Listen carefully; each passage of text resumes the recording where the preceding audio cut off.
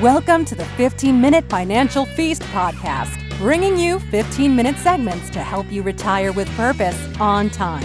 We're serving up food for thought and bread for the head. Are you hungry to learn? Here are your hosts, Mark Triplett and Troy Westendorf. Welcome to another episode of the 15-Minute Financial Feast. Today, you are listening to the audio from a live television interview where one of our favorite local news station anchors asked us questions about a financial topic on the minds of many hardworking folks in our community who are trying to make good decisions and get ahead. Des Moines students will be back to school in a month, so that means back to school shopping is about to be in full swing. Local financial professional Mark Triplett from Triplett-Westendorf Financial Group joins us with advice on just helping you all stay on budget as you head back to do some back to school shopping this year. Thank you for being with us this morning, Mark.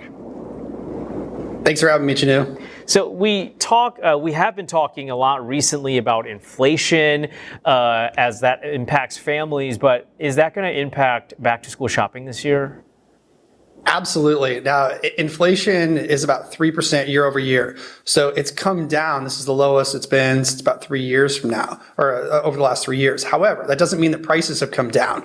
So it's estimated that families are going to spend $81 billion, that's with a B, on school shopping this year. And that can be a very expensive time of the year for a lot of families. It's really important to plan ahead and make sure that, before you hit the stores, you really have a good understanding of what your budget is. And especially for families who have to shop for multiple children, multiple students, Mark, what are just a few simple things they can do to make sure that they stay on budget? Start early.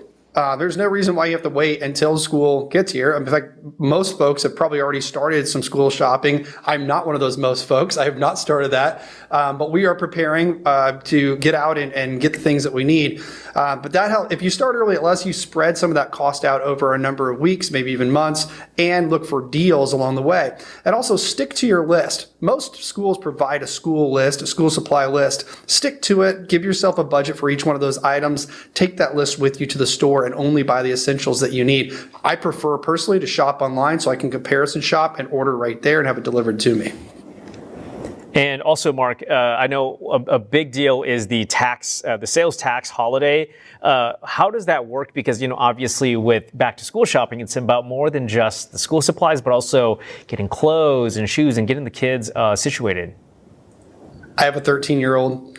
He grows out of his clothes, it seems like every 6 months. So we're constantly buying new clothes.